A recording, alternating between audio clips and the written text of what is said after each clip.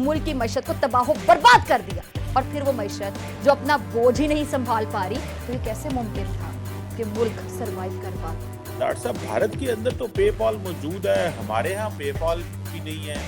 Beginning में तो हमें लगा कि शायद जी जिन्ना साहब ने पाकिस्तान बनाया और बिल्कुल अच्छा किया, और अभी आवाम को चूंटियां समझना छोड़ दें। बुरी खबर कि पेपॉल जो है वो पाकिस्तान में नहीं आ रहा। पेपॉल पाकिस्तान में नहीं आ सकती, उन्होंने इनकार कर दिया है। बेकारी को कौन पूछता है? 2030 एक अदारा है बेन एंड को, उनकी तरफ से बताया जा रहा है कि ये मार्केट जो है वो 2030 तक, यानी कि आज से 6 साल बाद, ये मार्केट $85 बिलियन की हो जाएगी। फिर मुसलसल उसी तरह से मंदी का शिकार अरबों रुपए जनाब डूब रहे हैं। इससे बड़ी खबर क्या हो सकती है कि आज पाकिस्तान की स्टॉक मार्केट में ब्लड बाथ हुआ है। पाकिस्तान स्टॉक एक्सचेंज में शदीद मंदी है। पाकिस्तान स्टॉक एक्सचेंज में आज एक बहुत ही खतरनाक दिन देखने में आया। आज मार्केट क्रैश कर गई। भारत के अंदर इनकी जो 2021 में अगर आप देखें तो तकरीबन ये $2.5 बिलियन की मार्केट थी। मतलब even than it's a big market, $2.5 billion. सुनने में आया कि अभी जो है ये तकरीबन इस वक्त जो है 8.5 बिलियन की मार्केट हो गई। और सुनने में ये आ रहा है कि बाय 2030 एक अदारा है बेन एंड को, उनकी तरफ से बताया जा रहा है कि ये मार्केट जो है वो 2030 तक, यानी कि आज से 6 साल बाद, ये मार्केट $85 बिलियन की हो जाएगी। और ये दुनिया की फास्टेस्ट ग्रोइंग लग्जरी मार्केट है। सवाल ये पैदा होता है, ये हमारे छछोरे और जो एलीट हैं ये दुबई और लंदन में क्यों जाते हैं?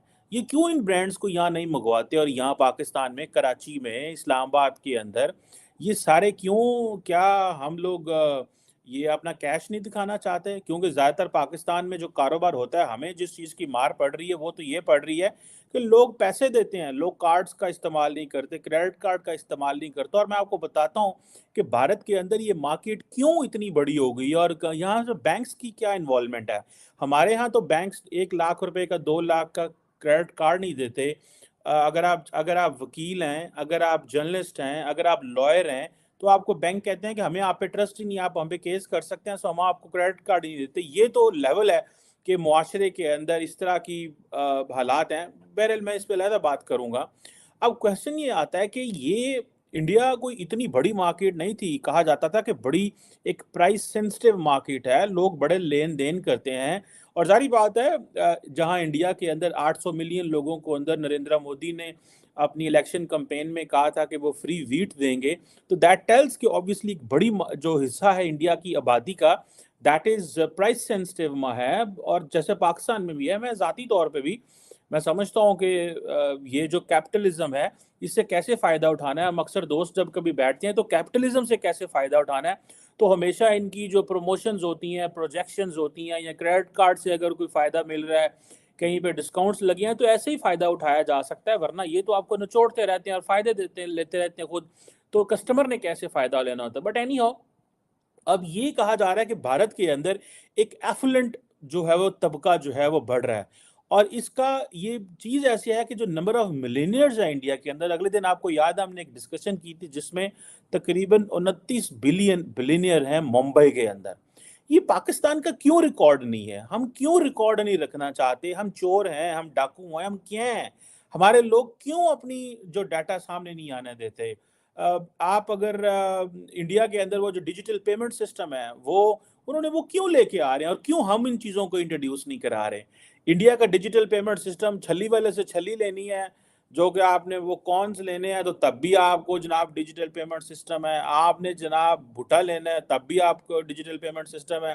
तो आप छोले लेने हैं तो सब कुछ भी लेना है, then you go and give your digital payment करते हैं। इधर इस्लामाबाद में मैंने देखा अच्छे अच्छे होटल्स जो हैं वो आपको कच्ची बिल रसीद देते हैं, ऊपर कोई टैक्स नहीं होता। जारी बात है हुकूमती अदारे आते होंगे बाहर से उनसे पैसे लेके और उनको अलाउ कर रहे हैं, तो हमने तो जारी बात है गरीब ही रहना है। फिर आपके नेबरहुड में इंडिया बैठा हुआ है, आप इंडिया से सीख लें, बिल्कुल कट कॉपी पेस्ट कर लें उनका जो पैटर्न है कि डेमोक्रेसी उन्होंने इतने अरसे में कैसे चलाई है और वो उसका तरीका क्या है डेमोक्रेसी का, एक सिविल गवर्नमेंट की सुप्रीमेसी कैसे होनी चाहिए, अदालतों को कैसे काम करना चाहिए, मिलिट्री का क्या रोल है, मीडिया का क्या रोल है, उसके ऊपर सब आप बिल्कुल उनको फॉलो करके आप कर सकते। आपको पता है कि 71 की जब वॉर हुई थी, उससे पहले इंदिरा गांधी ने उनके जो जनरल थे सैम मानेकशॉ, उनको बुलाया था और उन्होंने कहा था कि तुम्हारे कोई जैसे पाकिस्तान के अंदर जर्नैलों के एस्पिरेशंस हैं वैसे तो नहीं है।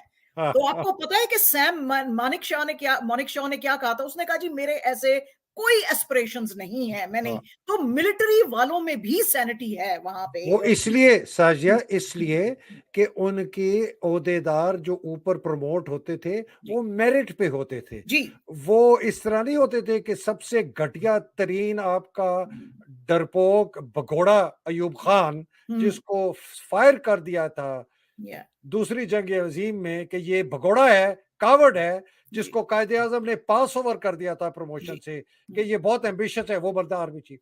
आपका सबसे कमजोर लेफ्टिनेंट जनरल मूसा खान आर्मी चीफ बनता है। आपका सबसे गंदा अखलाकियात वाला कमजोर याया खान आपका जनरल बनता है। ये दुनिया की वाहिद स्टेट है जो इस्लाम के नाम पर कायम की गई है, जिसपे आज दुनिया ने रिफ्यूज कर दिया है इतमाद देखिए पेपाल को इतमाद हो तो उनको तो बिजनेस चाहिए ना। उन्होंने कहा हम वहां नहीं जाएंगे, हम थर्ड पार्टी के जरिए डील करेंगे। एम्बैरसिंग। जो ऐप जिसके ज़रिए पाकिस्तान के बच्चे बच्चियां जो आईटी का काम करते हैं वो बाहर से अपने पैसे ला सकें या छोटी मोटी कंपनियां जो हैं वो अपने पैसे मंगवा सकें, वो ऐप पाकिस्तान में चलने को तैयार नहीं है। और मैं पेपाल की बात कर रहा हूँ। और आपको पेपाल की जरूरत क्यों नहीं है? क्योंकि आपके जो मुल्क चलाने वाले हैं उन सब के पास लंदन और अमेरिका के क्रेडिट कार्ड मौजूद हैं और उनके वहां पेपाल चल रहा है। आपको पता होना चाहिए, आपकी एयरलाइनें रिफ्यूज कर चुकी हैं कि वो वहां पे ऑपरेशन नहीं करेंगे। आपने अगर सीट लेनी होती है तो क्रेडिट कार्डों में परचेज करें। ये वो मुल्क है, वाहिद मुल्क है दुनिया पे जो इस्लाम के नाम पर बना है। और मैं बचपन से सुनता आया हूं कि ये इस्लाम का किला है, ये इस्लाम का किला है। ये आपने इस सदी का सबसे बड़ा मजाक किया है कि आपने मुहाजिरीन को कहा है आओ इस्लाम दे, पाकिस्तान का मतलब क्या, ला इलाहा इल्लल्लाह। ये वो मुल्क है। लेकिन ये कि दुख वाली बात है कि आज आप डायरेक्शनलेस, हेडलेस, फ्यूचरलेस। और मुझे अगले दिन किसी ने बताया कि खान साहब ने सबसे बड़ा काम किया था पाकिस्तान में कि पाकिस्तान का निसाब जो था उसको उर्दू में कर दिया था सारे के सारे।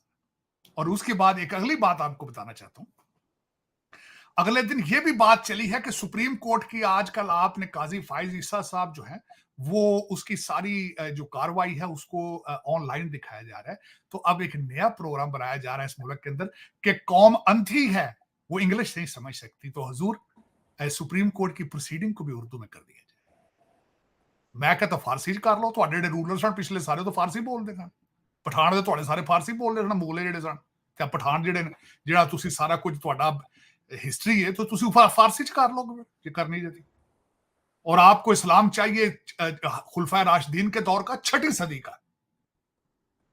चीमा साहब पेपाल की आपको क्या जरूरत है? जब आप चाहते हैं कि हम गधों के ऊपर मुर्गों की और कट्टों की तिजारत करनी है तो उसमें तो पेपाल की जरूरत ही नहीं है। आपको क्या करना है आपने उसको? Do you really want PayPal? आपके चाले तो नहीं है, आपके तालीम तो आपकी है ही नहीं। पेपाल तो इंग्लिश में होगा सारा कुछ, उर्दू में ट्रांसलेट करना पड़ेगा पेपाल वालों को, ये अंधी कौम को दिखाने के लिए कि पेपाल को इस्तेमाल फ्रॉड किस तरह करना उर्दू में। चीमा साहब आपको पता है कि कोई भी, मैं आप छोटी सी मिसाल लेता हूं, पाकिस्तान में अगर पिज्जा हट ना जाता तो आप पिज्जे ना खाते, लेकिन पिज्जा हट निकल चुका है, वहां पे निकल जाएगा, अगर नहीं निकला निकल जाएगा। शेल भाग गया वहां से, हर कंपनी भाग रही है। क्यों भाग रही है? आपके फ्रॉड की वजह से, क्योंकि आप उनका जो कंपटीशन होता है वो टैक्स नहीं देता। तो चीमा साहब दर हकीकत ये है, आप डरे हैं, आपको डर आना चाहिए कि हमने what kind of master we have created. आपने कैसी स्टेट क्रिएट कर दी है जिससे अब दुनिया को खौफ है। ये क्या है? ये what the hell is going, हम किस तरह, how we need to behave with the state. इस लम्हा फिक्री है। तो चीमा साहब इसमें दर हकीकत अगर देखा जाए तो इस वक्त दुनिया आपसे माफिया मांगने पर आ चुकी है। आप पेपाल भी माफी मांग रहा है, चाइना पछता रहा है आपके अंदर सीपैक शुरू करके 26 बिलियन गुड़ा के रख दिया आपने। पापा जान वाले परेशान हो गए यार यहाँ पे। वो कहते वो मालिक, ये ड्राइवर, एक बंदा ड्राइवर था, आज उसका 150 पीस है, बाजवा उसका नाम है। खुद तेरी परेशान, क्या ना बखरा परेशान है, पापा जान तड़प रहा है। पेपाल वखरा तड़प रहे हैं, इंडिया वखरा परेशान है, पठान अफगानी वखरे परेशान ने, ईरानी वखरे परेशान ने। आपने कभी सोचा है कि आपने क्या मास्टर क्रिएट कर दिया? आपको खुद को नहीं पता ये क्या मास्टर बन चुका है। हाँ, वो एटम पावर है, वी आर एटॉमिक पावर। आप वो जब आप आखिर में सारे फ्रॉड के बाद जब आप लोगों को ये बताते हैं वी आर एटम पावर, दुनिया कहती है यार इसका क्या करें।